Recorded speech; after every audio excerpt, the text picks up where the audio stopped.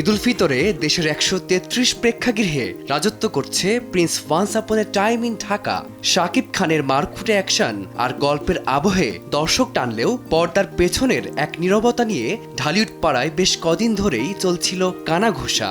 সেই আলোচনার কেন্দ্রবিন্দুতে সিনেমার অন্যতম প্রধান মুখ তাসনিয়া ফারিন। স্বপ্নটা ফারিন নিজেই বুনেছিলেন পুরস্কারের মঞ্চে দাঁড়িয়ে।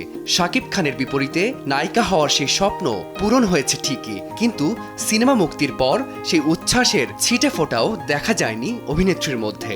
যেখানে কলকাতার নায়িকা জ্যোতির্ময়ী কুণ্ডু বাংলাদেশের সিনেমা হলে ঘুরে ঘুরে প্রচারণা চালাচ্ছেন, সেখানে ফারিন ছিলেন দৃশ্যপটের একদম বাইরে। সামাজিক যোগাযোগ মাধ্যমেও তার সক্রিয়তা ছিল নামমাত্র।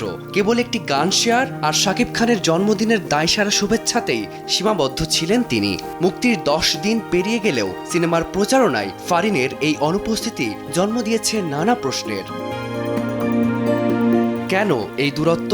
ফিল্ম সংশ্লিষ্ট একাধিক সূত্রের দাবি, শুটিং পর্যায়ে গল্পের কাটছাট নিয়ে অসন্তুষ্ট এই অভিনেত্রী। শোনা যাচ্ছে, চিত্রনাট্য অনুযায়ী ফারিনের যতটা পর্দা উপস্থিতি থাকার কথা ছিল, শুটিংয়ে তার বড় একটা অংশ বাদ পড়েছে। সময়ের অভাবে শুধু ফারিন নন, আরও কিছু গুরুত্বপূর্ণ চরিত্রের দৃশ্যও ধারণ করা সম্ভব হয়নি। এই ছন্দপতনই কি তবে অভিমানের দেয়াল তুলে দিয়েছে ফারিনের মনে? সেই জল্পনায় সিনেপ্রেমীরা।